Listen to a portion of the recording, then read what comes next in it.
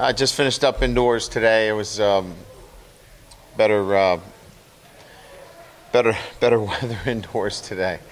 Probably getting a little soft. Guys had a long week, good week. Started on Monday. It'll be a little loud as they come through here. So we'll just talk over them. They're got a lot of energy right now. Started with the weight training on Sunday, extra practice on Monday, Tuesday, Wednesday, and then of course today where we spent a lot of time on situations, a little overtime, script, 2-point plays, third down, 2-minute, a little bit of everything today, a little red zone, backed up, short yardage, music. So we try to handle a lot of situations today and finish up a good week of preparation. Guys are excited about a great challenge, playing on national TV and a sold-out stadium. So with that, we'll open up to questions. If you have any. If you don't? Any injuries this week? No injuries this week. Sorry. No, that's Okay. None to report of any. Nelson, how's he moving around? He's doing pretty good. You know, both those guys are past the stage of, you know, any kind of swelling and effusion. So, you know, what you're really... ESPN's here, I guess. Okay. Where they are with these high ankle sprains, it's really just a little bit of pain that they're having to tolerate, which you know, again, at times, you know, becomes a bit of a nuisance more than anything else. But they're moving well. Both he and Nick, you know, have similar injuries that did not get in the way of their preparation at all this week. Took all the reps with the first team. Brian, I don't think we asked you after the USC game or on Sunday about Shoemake. He went off with what looked like a shoulder injury with about a minute he had a brachial plexus, you know, nerve impingement, and he was, you know, probably a couple of days. We needed the week with him, but he was cleared on Monday for full participation. Yep. Alex out for the year, your backup offensive line. What's your sort of feeling on that group right now as you got to maybe mix and match a little bit? Yeah. You know, I think really, you know, when we look at it, you know, we're obviously a little bit thinner at the position. You know, McGovern has to play inside and out. He can play a little bit of guard for us. He can play a little bit of tackle. You know, Bivin will be at one tackle. McGovern will play a little bit of guard and play a little bit of tackle if we need him to go in on the right side. And then Sam Mustipher is playing a little bit of guard as well. So we've cross-trained him at both the backup center position and the guard position.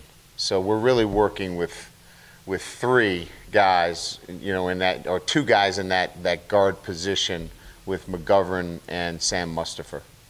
Did you end up sort of altering reps for those guys this week just to get them up to speed a little bit faster, or did you feel that was necessary? Well, we brought Tristan Hodge up, and he took some reps at center so we could get Sam into some guard reps. So he'll travel with us. Hodge will travel with us this week. Brian, on that note, Fontelis had been in that right guard spot for part of camp, and then we saw McGovern was moved into the depth chart. What does he need to do now here? Well, John's still taking reps in the second group. I just think that, you know, McGovern's a little bit ahead of John. John's a strong kid. You know, he just is not as, you know, probably athletic. Doesn't move quite in the way that we think McGovern moves, and McGovern gives us some flexibility of playing inside and out. Sean talked on Tuesday about the second half of the season and his confidence and being the best quarterback in the country. Is that coming from him, or is that something you talked about him to say, hey, let's up it a notch here? Did he talk into the third person too? That's a lot for him. He's a very confident kid. I don't think he's cocky, but I'll just give you an example. Today I thought his communication and his overall presence today with our offense was akin to a fifth-year senior. He just has a great presence out there, clearly communicates, takes control out there, and if he's talking like that, he backed it up today. He's got to go execute. He's got to run our offense, stay within what we're asking him to do. But he's a very confident player right now. Sheldon talked about starting fast and coming out with the hair on fire. They obviously finished well against USC. I mean, putting the complete game for the defense. I mean, you feel like that this could be that game? Well, I just think that they have not put the 4 quarters together that they're capable of, and I think that that's going to happen. I really do. I'm not just wishing. I think when all those guys are playing together and we're not making some of the correctable mistakes, that we can play really good football defensively. Now, this is a little off topic of the game, but concussion protocols, and I'm sure the NCAA is making studies, long-term studies. Do you guys do anything to maybe stay ahead of that, just knowing and saying, okay, we want to have our own studies because somebody's going to be asking for research at some point someday? Absolutely. I think Jack Swarbrick has been somebody that has been really he has really pushed us and our department to look at different studies and different things that are going on. We have a close relationship with the group at the University of Cincinnati that has done some really interesting work in the field of concussion studies. They have limited their concussions to just a handful through some training that they're doing, some vision training in particular, that has gotten us to look at some of those things in particular. So he's really aggressive, Jack is, in terms of making sure that we're looking at all the literature and what we can do to stay on top of that, as well as having, we added a staff member this year full-time in our training room that is specifically has a background in that area, is in the press box during games. All of our trainers now have earpieces in, or communicating with each other. So we've really taken the steps. Even in my time here, I've seen a huge commitment in that field.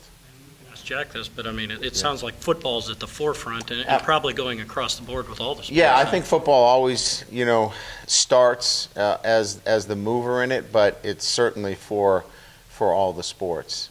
But I think Jack would be happy to talk a little bit more, and we've really pushed, I think, not only our doctors and trainers, but the entire department to be on the forefront of it. Brian, I was reading a story that Pete Carroll brought a new form of tackling.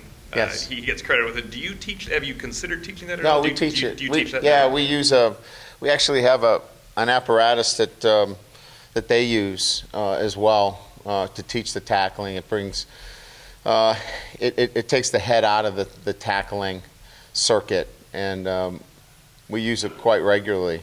It actually it's kind of interesting. It looks like an inner tube with an inflatable in the inner tube. Yeah, we use it in the spring, and it allows you to really work your feet through the tackle and get your head out of it. And so we use it all year in our tackling circuit every Tuesday. Targeting penalties appear to be down across the board. Yeah, I think that everybody is more cognizant of it. I think certainly the rule itself, putting the rule in, the teaching of it, and then I think the education of both the players, the coaches, and the referees have something to do with it. I think we all saw some targeting calls that simply weren't target. So I think it's all encompassing in all those areas. I know you said free safety is kind of a fluid situation right now. Do you have any idea, though, if Redfield or Farley will get the start on Saturday? I sure do. Is that something you're willing to share with us? Ah, very good follow-up. They're both going to play, and they'll both contribute. As as you probably expected, both of those guys are important to us, and they both have to play, and I expect both of them to contribute significantly in what we do. Brian, when you were talking about your confidence in getting a complete game from your defense, how's Brian Van Gorder been with them? I mean, has he been encouraged? Does he think that they're on the verge? Has he been frustrated at times? What's kind of his demeanor been?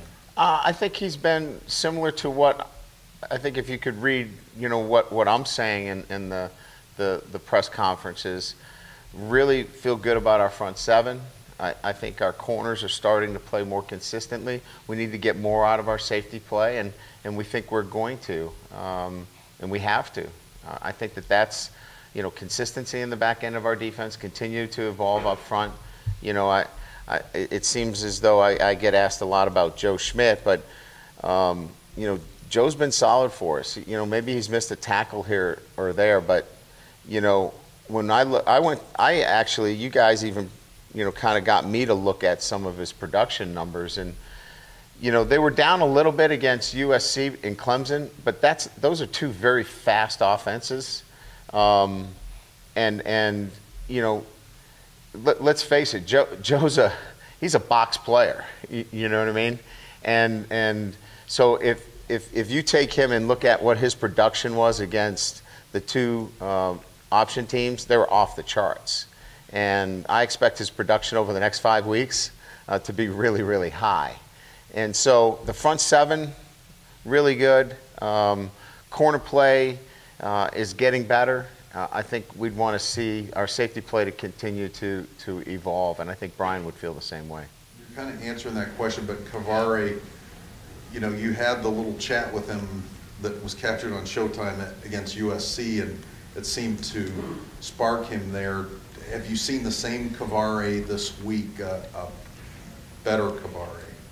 Yeah, I think Kavare understands that where he needs to grow and how he needs to approach every single day, and to be the kind of player he wants to be, he's got to have those kinds of practices, and I think he's challenged himself.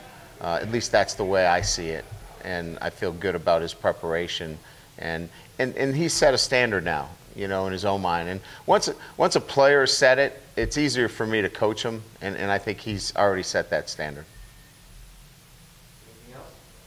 Good. All right, thanks. Thank you.